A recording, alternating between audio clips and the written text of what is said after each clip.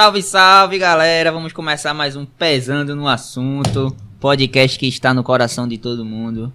Hoje, de estúdio novo, de cara nova, sempre mais lindo, como sempre. Mas é isso aí, Felipe, vamos lá para mais um episódio. E diga aí, qual vai ser o tema de hoje? Vamos começar com polêmica. Hipertensão. É polêmico? E aí, será que aquele chá baixa pressão? Será? Tu acha? Precisa tomar remédio não, né? Eu acho. Tomou aquele comprimido que a televisão já tá sugerindo ali naquele comercial, tá ótimo. Não precisa fazer exercício? Pra quê? Vamos ver? E alimentação? Qualquer coisa. E dormir? Dormir? Dorme depois que morrer.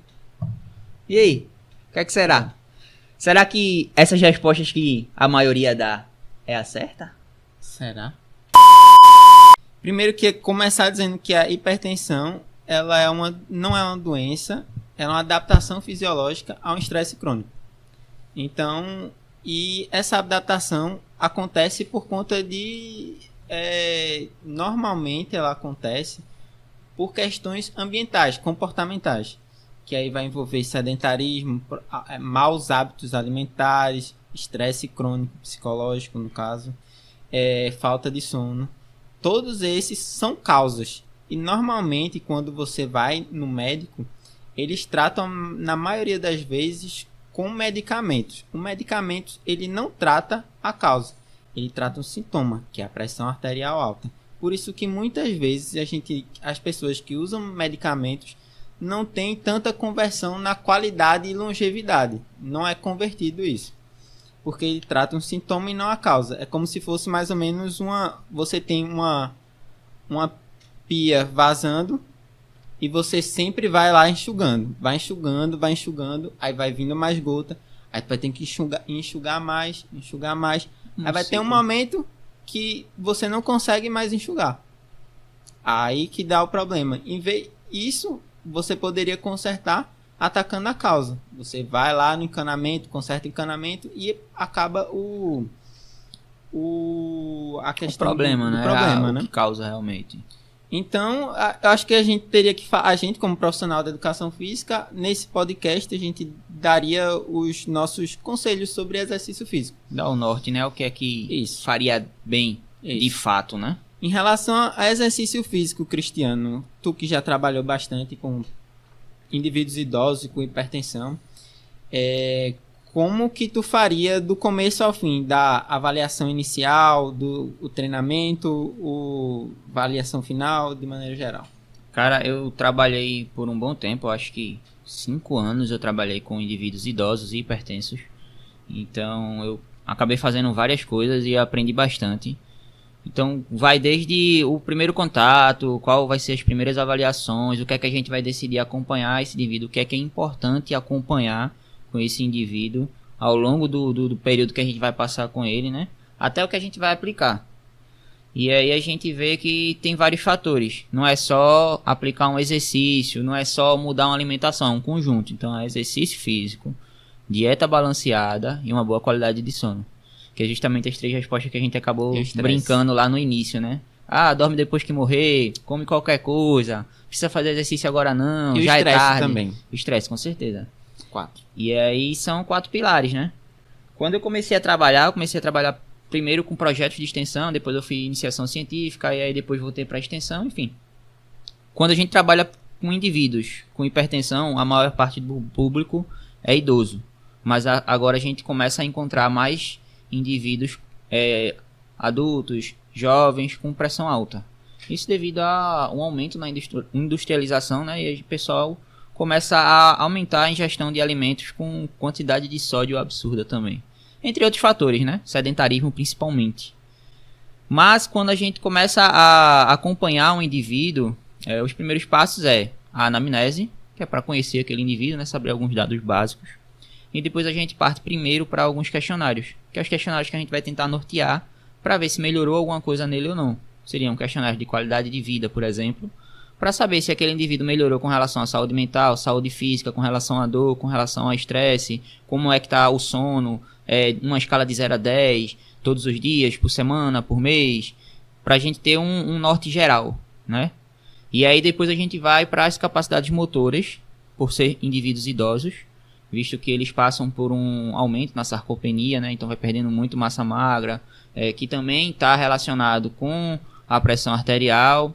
Então a gente faz alguns testes motores, tem o Senior Fitness Test, então a gente faz testes de mobilidade, de equilíbrio, de força de membro inferior, testes de preensão manual, vários testes físicos. E aí depois a gente vai para outros tipos de testes, que seriam os para pressão arterial. O tradicional, que é mais utilizado porque é mais fácil, a gente utiliza um método auscultatório para aferir a pressão do indivíduo. Sempre pré-treino, para saber como é que está a pressão, e 10 minutos pós-treino para ver se houve uma melhora na pressão arterial devido a um exercício. Esse primeiro método eu acho muito legal de sempre falar, porque existem 4 tipos de reguladores da pressão arterial. E aí um deles é o sistema nervoso parasimpático, que ele atua justamente após o exercício físico. Então, durante o exercício físico a gente tem uma alta na pressão arterial e pós-exercício físico ele atua ativando o sistema nervoso parasimpático, que vem como forma de baixar um pouco a pressão, de regular essa pressão arterial. E aí é uma das propostas do exercício físico. Não é só essa. O método auscultatório ele é utilizado de maneira aguda naquele momento para aferir de modo a liberar ou não o indivíduo de fazer o exercício. Claro, se chegar alguém com uma pressão de 200 por 100, a gente não vai deixar treinar, porque é um perigo. Então, por que tu não deixa treinar? Porque ele pode ter vários problemas, pode acontecer um AVC, porque além dele já estar com 200 por 100 ali naquela pressão, durante o exercício físico ele vai ter um pico hipertensivo ainda maior. Então isso pode acarretar vários riscos à saúde dele e vários acidentes vasculares durante o exercício. Vê, sobre isso eu vou discordar de tu. Pode falar. Não acredito que, se você tem uma noção de que o exercício físico ele tem um fator hipotensor, certo? E você tem uma pessoa com pressão alta, com pressão bem alta, como tu falou, e você tira o indivíduo da prática do exercício físico, você acaba eliminando uma alternativa para ele reduzir essa pressão. Não quer dizer que o rapaz vai fazer um treino normal, mas ele pode fazer um treino com alongamento, com respiração, sim. Não, concordo. Só para ter uma adaptação. Porque se minha pressão é 20 por 12, 20 por 15, sei lá, normalmente eu vou privar esse indivíduo de fazer exercício físico, porque você vai fazendo uma progressão. Uma das principais coisas do exercício físico é a progressão. Você vai começando leve, vai aumentando aos poucos, entendeu? Às vezes eu acho que muitos profissionais da educação física fazem isso mais por segurança própria do que a do paciente, porque você tem que saber o que tem que fazer com cada indivíduo. E na educação física a gente não tem tanto esses protocolos. O que é que você vai fazer com o indivíduo que tem pressão 20 por 12, 20 por 15, sei lá? A gente não tem esses protocolos, vai da experiência de cada profissional, entendeu? Sim. Então, aí o que é que acontece? Quando eu falo que eu não deixava treinar é porque existia um protocolo já dentro do projeto e eu só tinha um protocolo de treino a ser aplicado para todos. Então, era uma pesquisa. Então, quando o indivíduo estava com pressão alta, ele não iria poder fazer aquele exercício, eu não podia dar seguimento, eu não podia fazer outra coisa com ele, mas concordo plenamente. Uma sessão de alongamento, alguma coisa com flexibilidade, outros tipos de alternativas poderiam ser... Técnica de respiração é muito importante. Então, assim, mas seriam coisas com uma carga bem mais baixa do que a tradicional. Mas aí é orientado se ter um cuidado justamente por conta disso. Quando a pressão está alta, ou se você é obrigado a fazer aquele tipo de protocolo num determinado lugar, não fazer, ou se tiver a oportunidade de fazer outro tipo de protocolo com a carga muito mais reduzida e com muito mais cuidado porque a pressão está alta. Mas aí também vem outros aliados, né? Tem que estar fazendo uma alimentação saudável, como já está com pico hipertensivo, tentar tomar os seus medicamentos que o próprio médico já passou. Não é porque começou a fazer exercício físico hoje que eu vou parar de tomar um medicamento. Vai começar a fazer o exercício e depois, com o tempo, vai parando de tomar o medicamento. Mas aí tinha essa precaução de aferir sempre a pressão pré-exercício, para poder ver como é que estava, e o pós para ver qual era o efeito. E tinha outro tipo de exame também que eu fazia, que era um mapa, que era um monitoramento ambulatorial da pressão arterial. E aí esse mapa ele funcionava basicamente como um método auscultatório normal, só que era um aferidor de pressão automático que a gente deixava no indivíduo por 24 horas.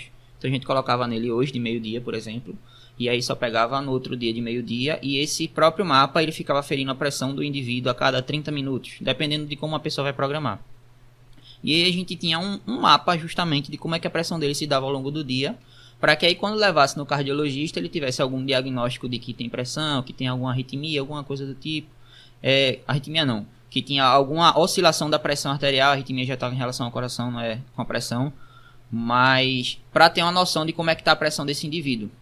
A partir de todo um protocolo, né, que a gente tem de realizar avaliação, de primeiro contato com o indivíduo, enfim. Vai entrar na realidade também, né, de cada um profissional, o que é que ele pode fazer, o que é que ele não pode, se ele tem um público grande ou é só uma pessoa, né, uma aula de personal, por exemplo, para dar um contato maior com aquele indivíduo, né. E aí tem as propostas de exercício físico, que aí eu fiz vários tipos de protocolos para ver qual era o que tinha o melhor efeito hipotensor, mas eu percebi que todos eles têm um efeito hipotensor positivo. Então, tanto exercício aeróbio, tanto exercício anaeróbio, treinamento de força, treinamento resistido, seja lá qual seja a nomenclatura que vocês vão usar. Enfim, todos os protocolos eles trazem um benefício para o indivíduo, tanto em relação à qualidade de vida, manutenção de peso e controle da pressão arterial. Claro que um ou outro ele vai ter vai ser um pouco maior o efeito hipotensor do que o outro, e eles combinados, que é o que eu sempre defendo, né? Sempre se a gente fizer alguma coisa combinada, fazer um treinamento de força, um treinamento aeróbio, vai ter uma melhora também e um pouco mais acentuada, tanto nos aspectos cardiovasculares quanto nos aspectos de força e de massa muscular. Então, cara, existe uma gama de exercícios aí que dá para trabalhar. Eu particularmente eu gosto de misturar os dois, e eu gosto também do circuito porque ele é um treinamento resistido em formato de treinamento que também treina a parte cardiovascular. Então a gente vê que tem vários benefícios no tipo de treino só, mas eu gosto de sempre fazer o que o indivíduo gosta de fazer, sabe? O melhor exercício é aquele que a pessoa faz. Não é o melhor exercício naquele que a pessoa faz, é aquele que a pessoa faz e continua fazendo. Então isso quer dizer, presume, que é um exercício que a pessoa gosta de fazer. Não adianta tu fazer, vamos fazer um melhor treino de hipertensão para tal pessoa, se ela não gosta. Se ela não gosta, ela não vai fazer. Então ela tem que fazer bem específico, ela tem que fazer algo específico que ela continue fazendo. Então cada indivíduo vai ter um treino ideal. Por isso que eu acho que a gente tem que ler muitos artigos científicos, mas também a gente tem que saber aplicar aqueles conhecimentos dos artigos científicos para cada pessoa. Porque cada um tem um jeito diferente de agir e cada um tem uma resposta diferente também. Quando a gente vai ver um artigo científico sobre pressão arterial, a gente vê, eu não entendo tanto de estatística quanto tu, a gente vê uma média, mas sempre tem um cara que é um outlier. Tem um outlier. E se o teu paciente for um outlier, que vai muito para baixo ou muito para cima, entendeu? Então a gente tem que saber do artigo, a gente tem que nortear. Mas na hora de aplicar, a gente tem que ter a nossa percepção, nosso pensamento crítico, tudo isso, entendeu? É um princípio da especificidade, né? Não só genético, não só fisiológico, mas também o motivacional, o que a pessoa quer fazer, e a gente está tratando com o estilo de vida, né? Então é muito difícil de mudar. E é uma coisa que eu bato na tecla sempre, isso justamente com algumas pessoas que às vezes chegam pra mim: Cris, eu tô precisando perder gordura, Cris, eu tô precisando melhorar isso porque minha pressão tá alta, Cris, qual é o melhor protocolo de treino? Tu que já viu vários artigos com vários protocolos, cara, é o que a pessoa vai gostar de fazer. E é uma coisa que o profissional de educação física ele tem que abrir a mente para isso também. Ele tem que saber, ele tem que ter um conhecimento de vários protocolos, saber qual é o melhor, qual que vai gerar menos efeitos, mas saber que ele tem que aplicar o que é que a pessoa vai surtir mais efeito. Que às vezes um protocolo que tem mais efeito, a pessoa não faz muito, não vai, falta. Então aquele protocolo, teoricamente, para aquela pessoa, ele não tem efeito. Então é uma coisa que eu falo muito para todas as pessoas que tem um comportamento sedentário, é sedentário absurdo, e chega pra mim e diz: eu quero voltar a fazer exercícios, eu quero mudar de vida e tal, dessa vez eu vou começar. Eu sei que a pessoa, se eu colocar, por exemplo, vai 5 vezes pra academia, 5 vezes na semana vai pra academia fazer um exercício, não vai desistir, cara. Então, às vezes eu olho pra pessoa assim, pronto, tem gente que me pergunta, eu faço, faz o seguinte, ao invés de tu começar a ir 3 vezes na semana pra academia, uma vez na semana, ao invés de tu subir pra tua casa no teu apartamento de elevador, sobe de escada. Começa a se acostumar a subir de escada uma vez na semana. Mas eu posso subir 2. Não, só uma. Eu quero que você crie o hábito de fazer uma atividade física assim, uma vez na semana. Tem um Aí, 2 semanas depois, começa a subir 2 vezes. Vamos pra academia agora uma vez, tu continua subindo na escada. E aí vai criando um hábito de fazer exercício. E a pessoa acaba se entrando no costume de fazer exercício físico, de fazer atividade física sem nem perceber. Tem um livro chamado Hábitos Atômicos, que ele agora é um best-seller que todo mundo dessa área de motivacional tá lendo. E é basicamente isso que tu tá falando, que ele pega um hábito e ele divide aquele hábito em micros hábitos e vai aumentando com o tempo. Tipo, no livro ele até sugere uma pessoa que não vai para academia, ele que nunca foi para academia e vai a primeira vez. Aí ele pega aquele hábito de ir para a academia e quebra em vários. Primeiro, ele até usou um exemplo que eu achei meio louco. Ele pega o cara e faz ele ir para a academia e não treinar. Porque na primeira parte, ele só quer que a pessoa tem um hábito de ir, né? Hábito de ir. Você fica especialista em ir para a academia. Depois você vai aplicando exercício físico, depois você vai fazendo 10 minutos de exercício físico, depois 15. Ele vai pegando o hábito e vai destrinchando no máximo possível. O começo é só aquecimento. Depois vai fazendo o exercício, 10 minutos de exercício. Então ele vai galgando andares, né? Mas vamos voltar para a hipertensão. Em relação ao treino, tu tem alguma, como eu posso dizer, algum conselho, alguma coisa que não devem fazer? Porque pacientes idosos, a maioria das pessoas hipertensas são idosos, mas também não tem idosos como hipertensos também, tem muita gente jovem. Tu tem algum conselho, alguma recomendação, alguma coisa para não fazer? Cara, assim, um conselho que eu vou trazer também algumas considerações que a própria OMS traz, né, como quando vai trabalhar. Acho a OMS chata. É chata, mas às vezes elas dão um norte legalzinho que dá pra gente iniciar. Então, cara, não precisa chegar na academia e fazer um exercício de alta intensidade pra achar que vai fazer um efeito hipotensor melhor. Exercícios de leve a moderada intensidade, eles têm efeitos muito positivos e às vezes iguais ao de exercício de alta intensidade. Então não tem isso de só vai servir se fizer de alta intensidade. E aí já traz para o público idoso, né? Que realmente fazer um exercício de alta intensidade para um público idoso é um pouco mais complicado, visto que eles têm algumas capacidades motoras bem debilitadas. Então tentar trabalhar várias capacidades com esses indivíduos em busca de melhoria da qualidade de vida no geral, não só buscando na pressão arterial. A pressão arterial vai ser uma das consequências que vai acabar melhorando também. Então, de uma forma geral, estimular o indivíduo a continuar praticando atividade física. O ponto principal é isso, cara. É realmente mudar o estilo de vida da pessoa para que ela faça. Tem até um estudo que eu gosto muito de falar, que eu participei, que é justamente para mostrar só o efeito que a mudança desses hábitos eles fazem. Foi um estudo que foi em unidade básica de saúde, eu não lembro, foi unidade básica de saúde, que foi lá com alguns, pegou os indivíduos, todos os indivíduos cadastrados naquelas unidades que tinham hipertensão, convidou eles, fez uma avaliação prévia lá com eles, né, anamnese, peso, altura, pressão arterial, e aí fez sugestões para que eles realizassem atividades físicas na academia da cidade, onde pudessem, 2 vezes na semana, pelo menos, que começassem a fazer uma mudança na alimentação, diminuir a quantidade de alimentos ultraprocessados, diminuir a quantidade de sal, enfim, não foi uma dieta, foi mais sugestões, né, que os profissionais que participaram da pesquisa fizeram. E aí, 3 meses, foi 2 ou 3 meses depois que foram lá de novo reavaliar esses indivíduos, perguntaram se os indivíduos tinham começado a fazer algum tipo de atividade física, se eles tinham melhorado um pouco na alimentação e tudo, e eles foram lá marcando, né, quem não fez, quem acabou fazendo, e aí foram dividindo os grupos, e se percebeu uma mudança significativa, tanto no controle de peso, quanto no controle da pressão arterial. Então, cara, a gente nem chegou ao ponto de dizer, tu vai fazer esse treino aqui na segunda, esse treino na terça, esse protocolo tal, tu vai fazer esse tipo de alimentação, tu vai comer isso de manhã, isso de tarde. Só fez sugestão, melhora um pouco a tua alimentação, começa a fazer alguma coisa, caminhar, fazer qualquer coisa, 2 vezes na semana, e aí já teve uma melhora. Claro que eles ainda tinham um pico hipertensivo, mas, por exemplo, eu não lembro bem nos resultados, mas vamos dizer que a média dos indivíduos tinha lá 15/9 e foi para 14/8. Então já teve, ou 14,5 por 8, não sei, mas já teve uma melhora. Então, cara, é o hábito de vida, velho, é o hábito. Cada redução da pressão arterial, cada milímetro de mercúrio, tem uma quantidadezinha assim, tem estudo que mostra que a cada determinada quantidade, eu não lembro de redução, você tem mais longevidade, né? Então, Sim. acaba que qualquer ganho já é um grande ganho, né?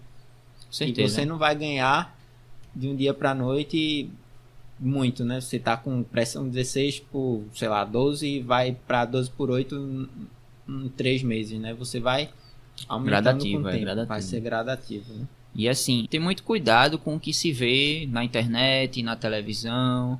Então, cara, o exercício físico ele não vai fazer milagre. Se você fizer exercício físico agora, você não quer dizer que pode chegar de noite e comer alguma coisa com muito sal.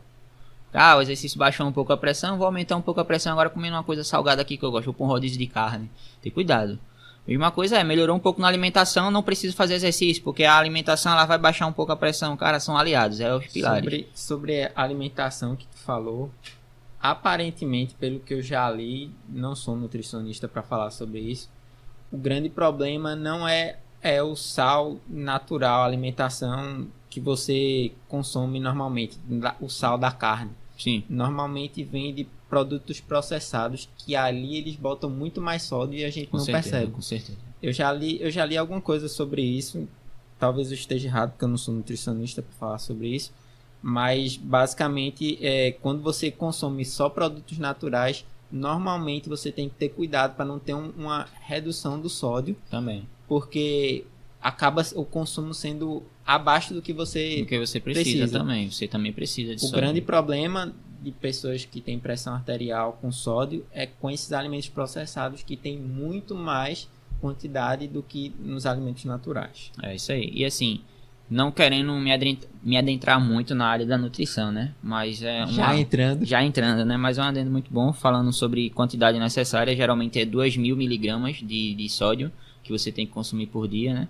Aí tem que ver a especificidade, o tamanho da pessoa, se a pessoa faz exercício físico, se ela sua muito, qual é a especificidade. E aí o que é que acontece? Esses indivíduos que eles têm doenças crônicas, principalmente hipertensão, e que começam a fazer uma alimentação balanceada, um dos erros que a galera faz é, eu vou trocar não sei qual alimento por não sei qual alimento porque ele é light, ele é diet. Vou trocar a Coca-Cola normal pela Coca-Cola zero. Só que cada alimento que você faz essa troca, ele tem uma quantidade de sódio muito maior.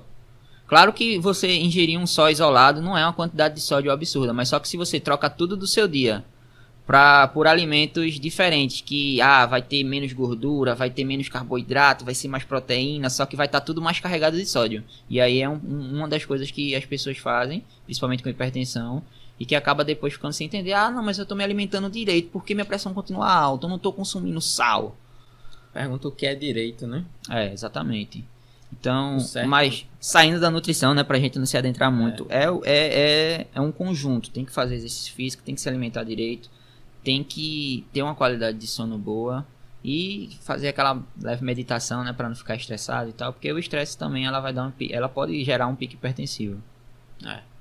Em relação a exercício físico, eu acho que, como a gente falou antes, se a pessoa prefere falar-se de alta intensidade, média, baixa, eu acho que, de preferência, realmente, se a gente moderada a baixa intensidade, a gente consegue resultados. Consegue. A gente não precisa fazer necessariamente o alta intensidade, mas se aquele indivíduo... Se ele pode, e se ele pode e ele prefere fazer... Com certeza. Não é só uma variável, lembrando que não é só uma variável. Ele pode e ele prefere.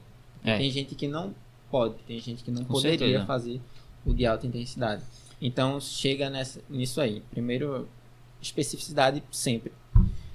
Segundo, a gente sempre que for fazer exercício físico com indivíduos com hipertensão, evitar o treino até a falha. Porque o momento da falha é onde a gente chega no pico da pressão arterial. A gente falou isso aqui já.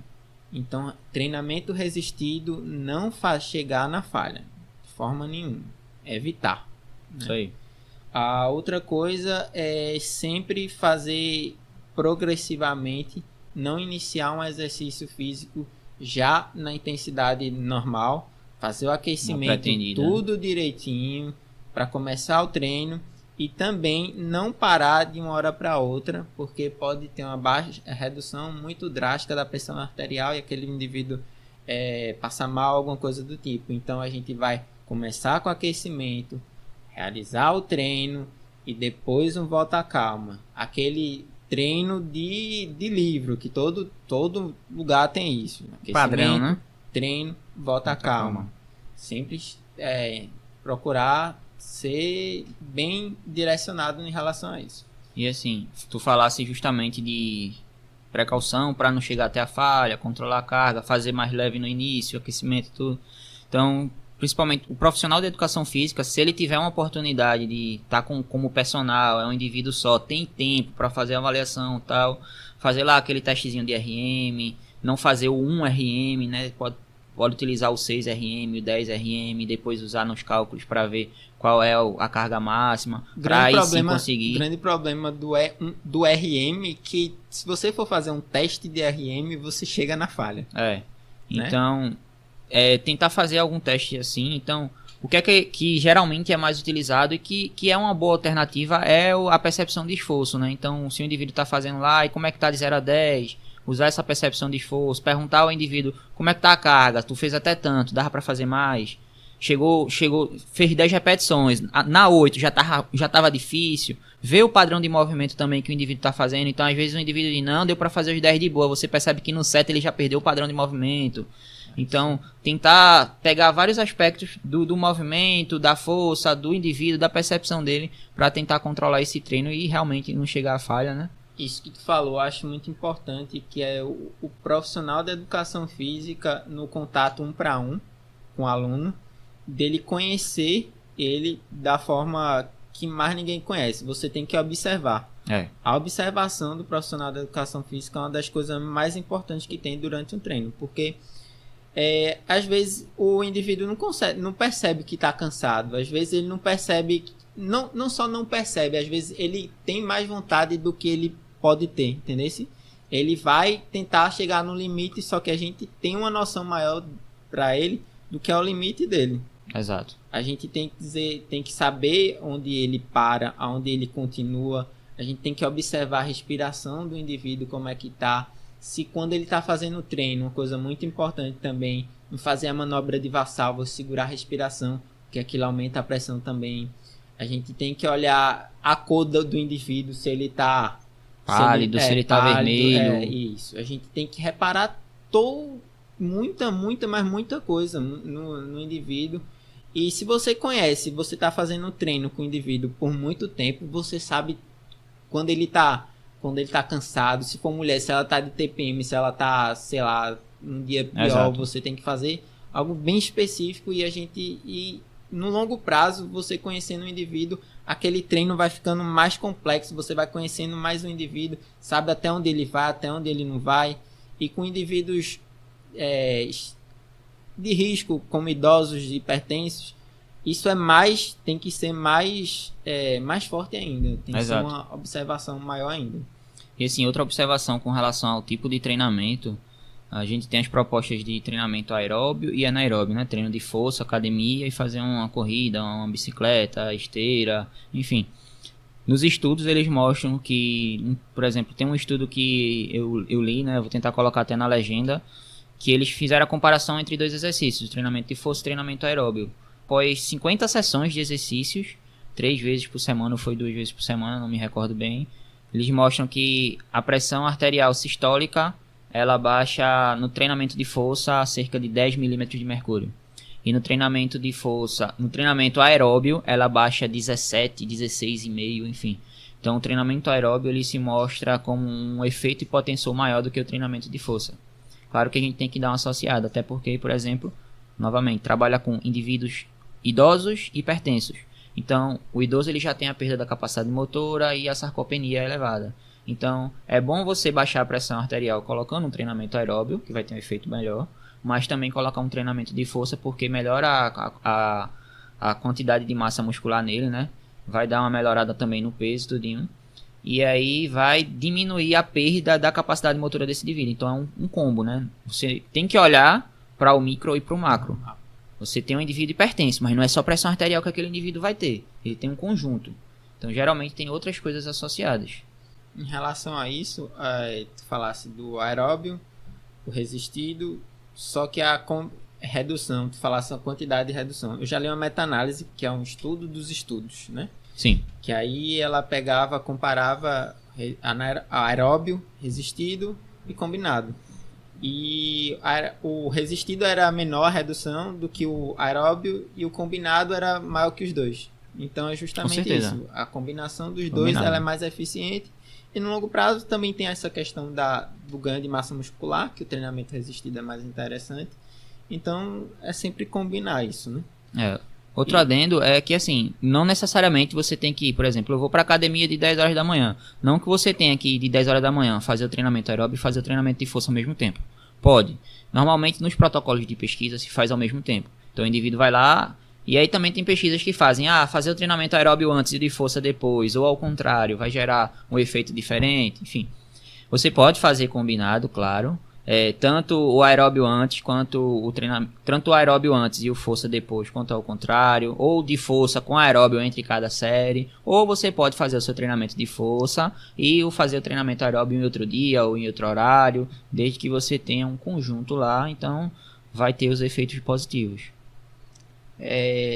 Tu tem mais alguma coisa para falar de exercício físico e hipertensão? Tem, assim, a gente fala muito sobre o exercício físico como treinamento de força e treinamento aeróbio. Mas a gente tem que lembrar também que aquele funcional na academia da cidade, aquela aula de dança, aqueles esportes, você ir praticar uma arte marcial, você ir praticar um esporte, você vai lá jogar um vôlei, você vai fazer um futebol com aquela turma da escola, né? Aqueles indivíduos idosos já que tá fazendo reencontro, vai jogar um futebol no sábado. Todos os esportes, eles também vão dar uma promoção na qualidade de vida, na saúde. Deixa eu só dar um adendo para não... Fala lá. Quando você faz o exercício uma vez por semana, ele não é tão benéfico assim, porque acaba complicando bastante. Você tem muito produção de radical livre, blá, blá, blá, blá, blá, blá, blá. Então é interessante jogar futebol uma vez por semana. Não é tão interessante como se você jogasse 3 vezes por semana. Sim. Então, assim, mas assim, é interessante você ter um planejamento sistemático sobre aquilo. Claro. Mas assim, no sentido de, se você fizer outro tipo de atividade, além de força ou aeróbio, também ajuda. Por exemplo, tem gente que vai segunda, quarta e sexta lá para o judô. Tem gente que vai pro karatê. Não, isso não, pô. Tem gente que vai para outras coisas. Corta, pô. Por quê? Porque ou é aeróbio ou é de força. Sério? Não. Não, porra. Se outros exercícios também pode ter uma promoção. Ou é aeróbio ou é anaeróbio, pô. Não tem como ter o... Não, então, a gente fala aeróbio, anaeróbio, no sentido geral. A gente entende que outras modalidades também entram em um desses dois. Só que quando a gente tá falando aeróbio, a gente fala só da corrida. Quando a gente tá falando do treinamento anaeróbio, a gente tá falando do treinamento de força. Então, às vezes é bom a gente deixar claro que outros tipos de práticas entram nesses dois. Não, então é bom deixar claro isso. Porque do jeito que tu falasse, tu tá falando como se... fosse outro tipo de modalidade. Como se fosse outro tipo de exercício, né? O que eu entendi é como se tu falasse que dança, judô não era nem aeróbio, Não, então. É porque assim, já pro pessoal entender, a gente vai cortar não, vai deixar direto.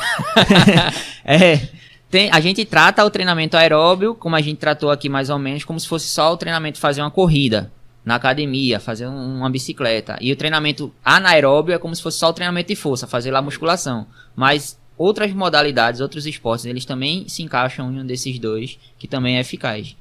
Então, por exemplo, fazer uma arte marcial, dependendo do tipo da prática que vai ser naquele dia, pode ser um tipo de treinamento aeróbio, anaeróbio, enfim.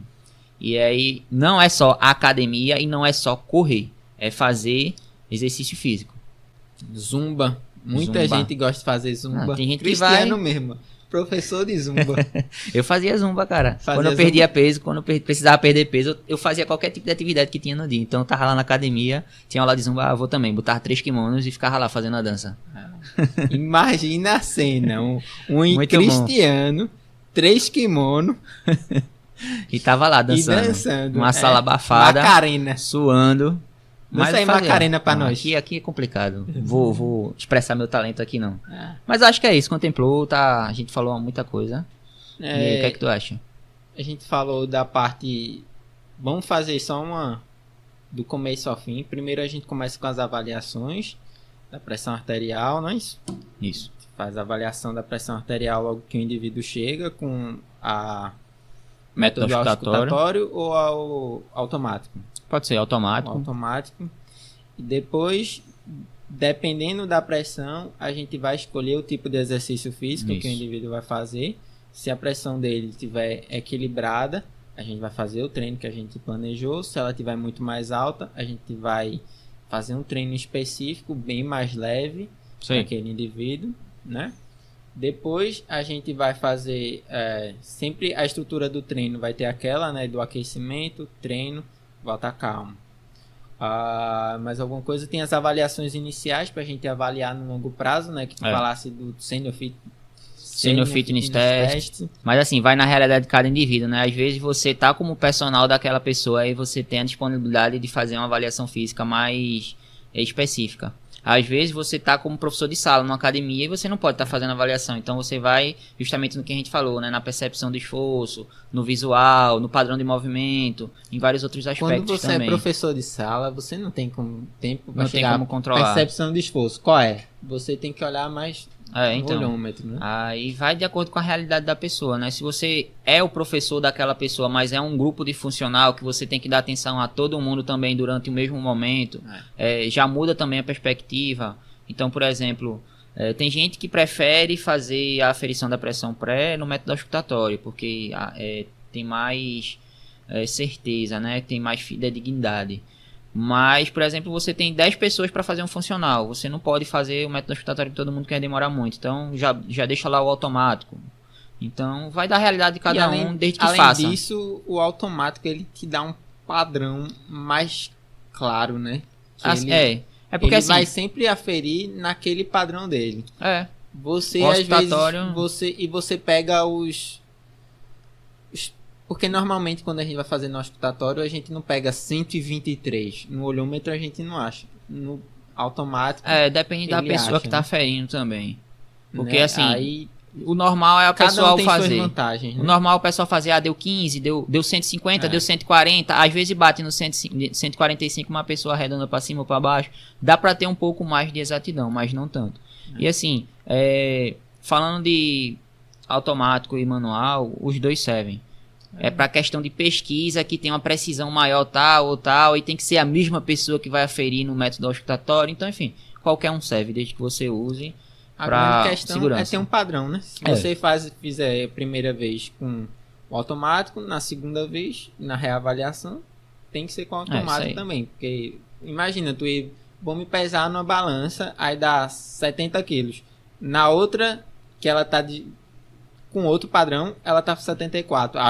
Ganhei 4 quilos, estou mais forte. Não, pode ter sido a balança. E assim, outro detalhe que acabou escapando, né? Às vezes a gente vai aferir a pressão do indivíduo pré e ela dá um pouco alta. Só que essa pressão ela não tá alta pelo normal. É por questões de, por exemplo, às vezes o indivíduo ele veio apressado para fazer o exercício. Então ele chegou lá nas carreiras, então ele já tava com um pico hipertensivo. E às vezes a gente fica 10 minutinhos sentado aqui descansando, que a gente vai ver daqui a pouco tua pressão novamente, e aí ela tá baixa, e aí o indivíduo vai e faz o exercício normal. Ou às vezes o indivíduo tá estressado, e a gente senta aí, vamos conversar um pouquinho, para 10 minutos depois a pressão dele já tá boa, então já dá pra liberar pra fazer o protocolo que ele queria fazer. Então tem múltiplos fatores, tem até a síndrome do jaleco branco, né? Então, por exemplo, principalmente pesquisa quando a gente tá, né, que a gente usa um jaleco, então o indivíduo já fica nervoso, quando a gente vai aferir a pressão já tá alta. Então tem isso também. Então eu acho que a gente já fechou essa masterclass. Isso aí, eu acho que já tá tranquilo. Tem mais alguma coisa para falar? Do começo, o treino pode ser resistido aeróbio. Resistido aeróbio. Aeróbio, isso. Resistido aeróbio, com corrente. Acho que já deu, né? Acho que é isso. Então vamos encerrar aí esse podcast lindo, maravilhoso, feito meu rosto. E galera, não se esquece de dar aquele like legal, tá? A gente tá se esforçando muito aqui pra trazer esse conteúdo pra vocês. Compartilha aí com quem tem interesse também. E se inscreve no canal. E é isso. Pesou? Pesou.